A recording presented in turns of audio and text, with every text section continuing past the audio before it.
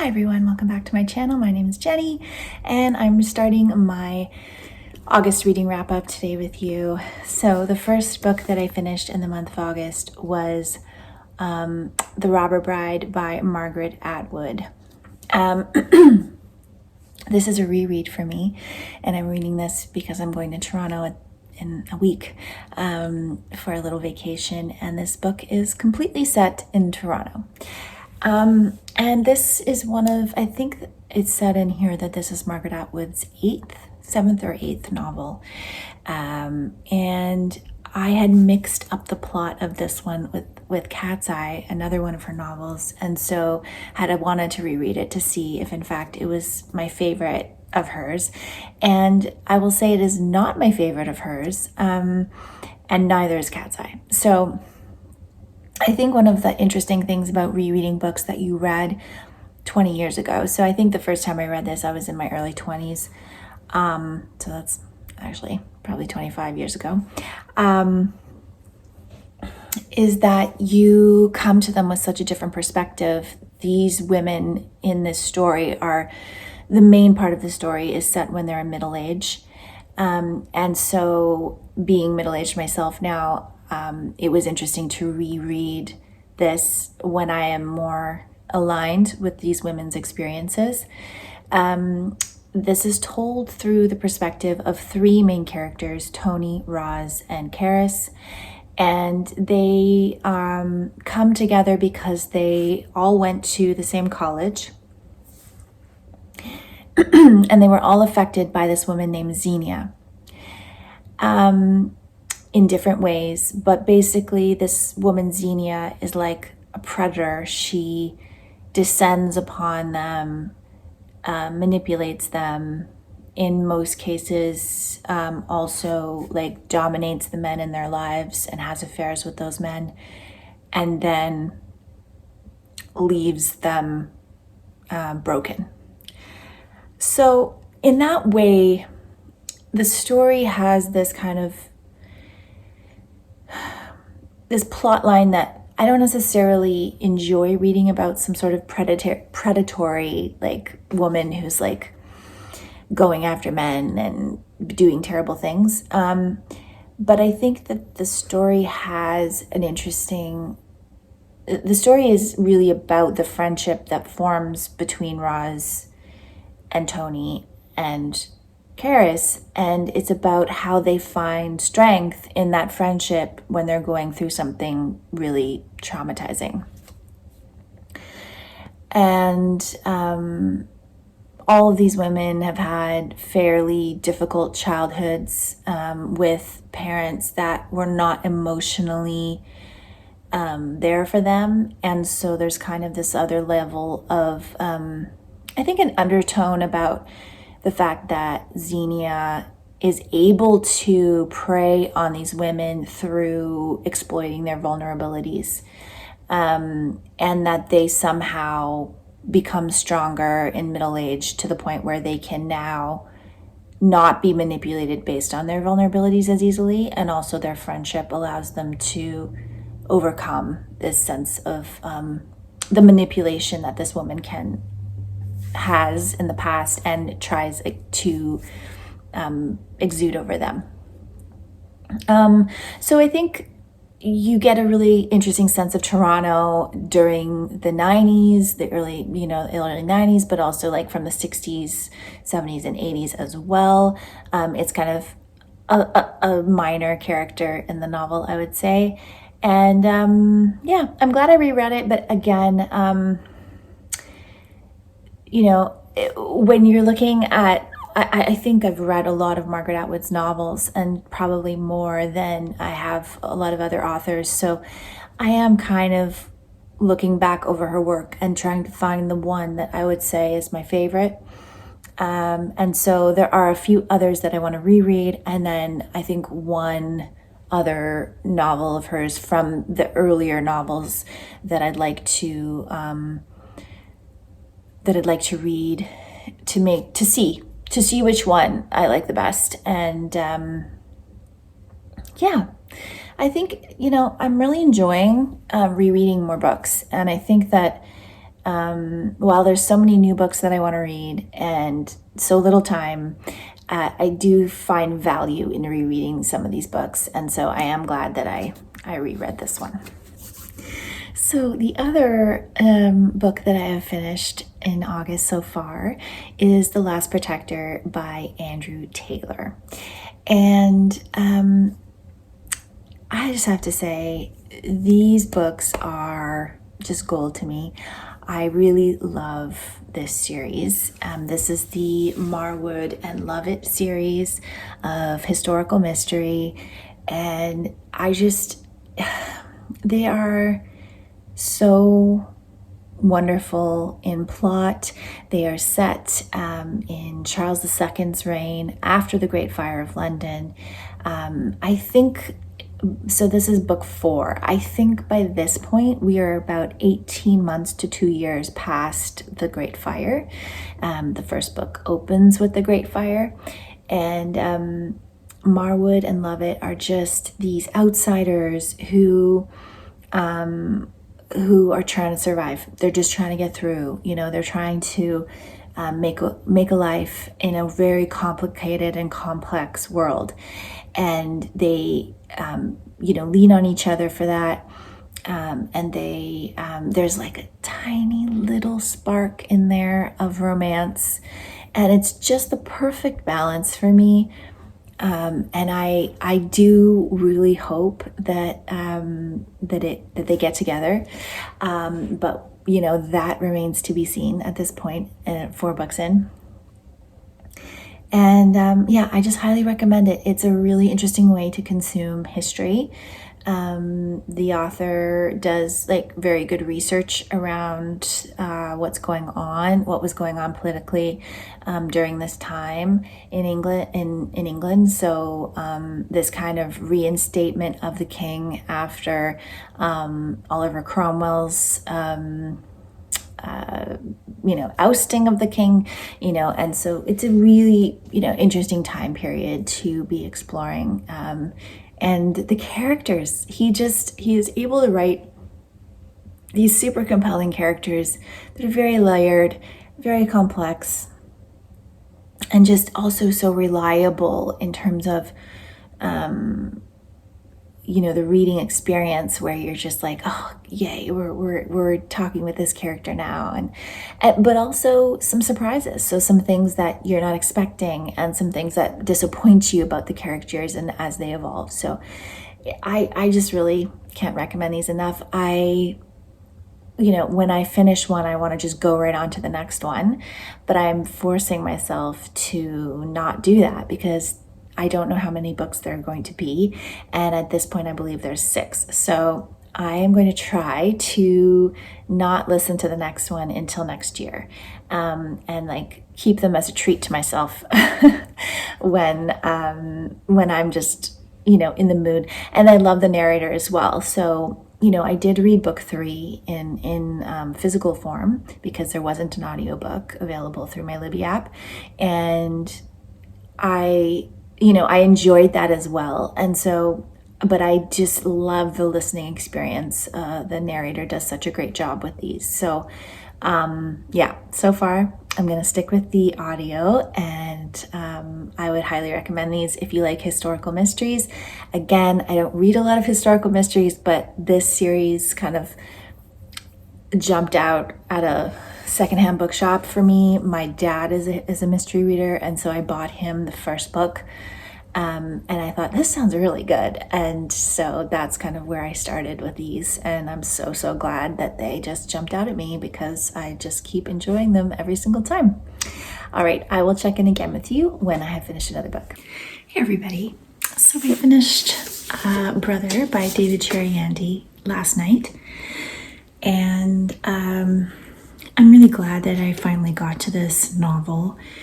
This is a very layered short novel. So it touches on a lot of different things, a lot of issues around growing up a boy of color in Scarborough, Ontario, in Canada, in a colonial system where police violence and poverty and immigrant culture all blend to create really difficult circumstances, but it's also like a really personal story. We are told the story from the perspective of Michael, who is the surviving brother who is taking care of his mother. His mother is from Trinidad, and they're living in Scarborough, Ontario, and she is, I think, living the very typical immigrant experience of working crazy hours just to try to keep her family alive, and not always successfully being able to do that. And Michael's older brother Francis and he spend a lot of time alone as children, but they also have these really beautiful and rich inner lives and experiences with their mom. But there's like this underlying current of struggle through the whole thing.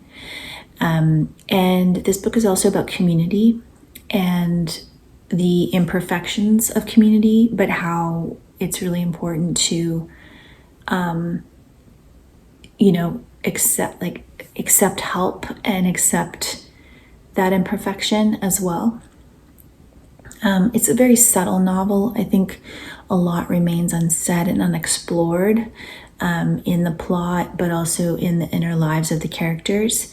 And I think that means that there's a bit of a remove in terms of my connection to the characters. Like I wasn't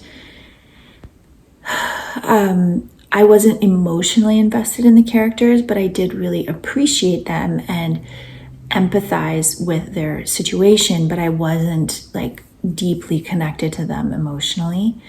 I think this is also a snapshot of a very specific time period, which I would say is most likely like late 90s, early 2000s.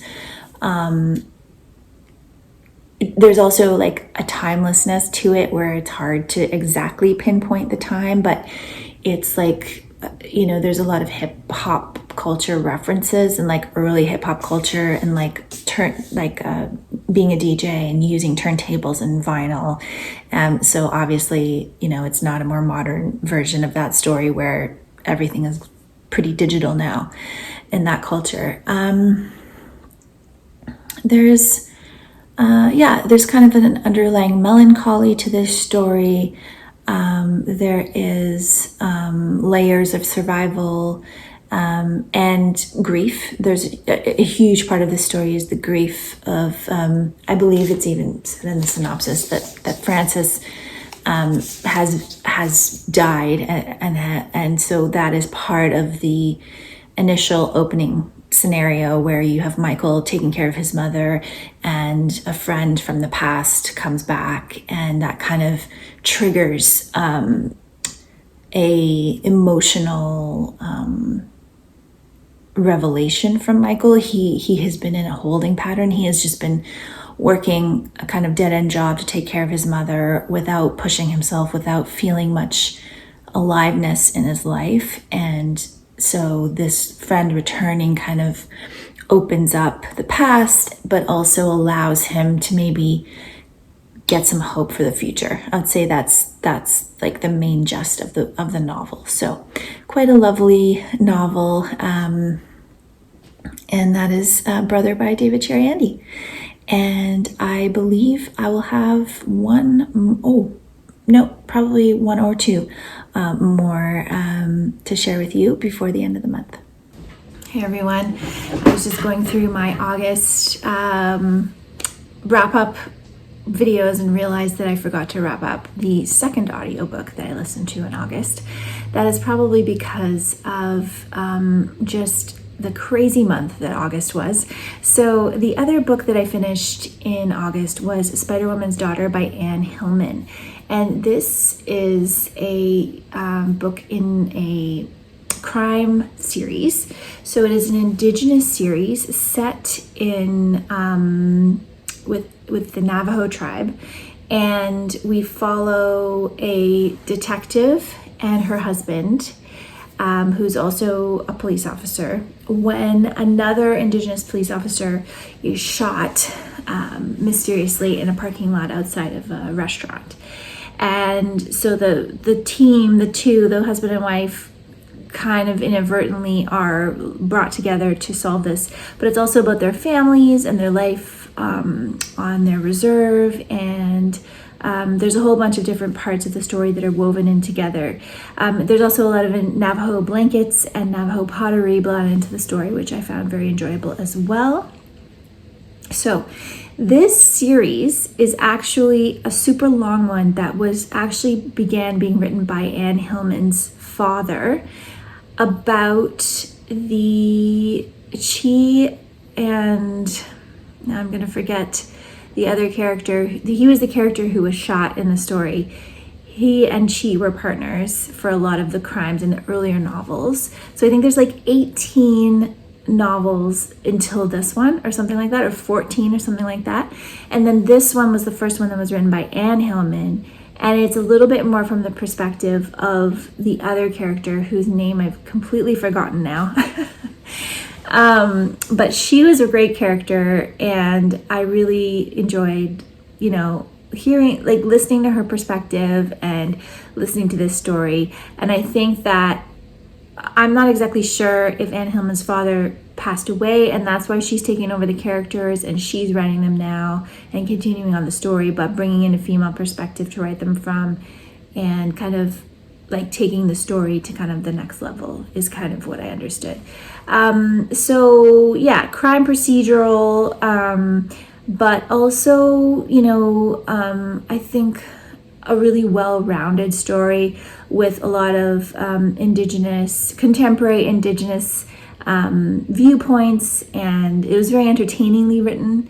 And so overall, I quite enjoyed it, and I will consider continuing on in the series. I don't gravitate towards crime procedurals. They're not my favorite way to listen to a story, but sometimes they kind of fit into a sort of easy listening mood that I might be in. And so if I get into that mood again, then I would definitely consider listening to another one in this series. So check it out if that sounds interesting to you. And now I will put you back into another finish from August. Hey everyone. So my final read of August was Cold by Drew Hayden Taylor. This is a mystery set in the city of Toronto, Ontario, Canada. And it is authored by Drew Hayden Taylor, who is an Indigenous author. And there's a lot of Indigenous myth woven into this story. Following three of the main characters are Indigenous, contemporary Indigenous people with different lived experiences. Unfortunately for me, this book wasn't that satisfying. I did make a whole fresh read vlog about this. This was my fresh read for August. It was published in 2024. It didn't work out for me. I go into much more detail in the reading vlog. If you're interested in learning more about some details of the book, you can click on that link in the description box. Overall, I would say there wasn't enough suspense for me. The characters were not complex enough, and the storytelling was a bit too disjointed. I did read in the back that this was originally being written as a play and then converted into a novel, and so I feel like maybe that was part of the problem. There just wasn't enough consistency. And also, I find that Hayden Taylor's style of descriptors for the characters were repetitive and not complex enough for really making me as a reader connect to them. So yeah, but like I said, if you would like some more details about this book, you can watch the reading vlog. And that is my reading for August. I will be back again soon with another video. Thank you so much for watching.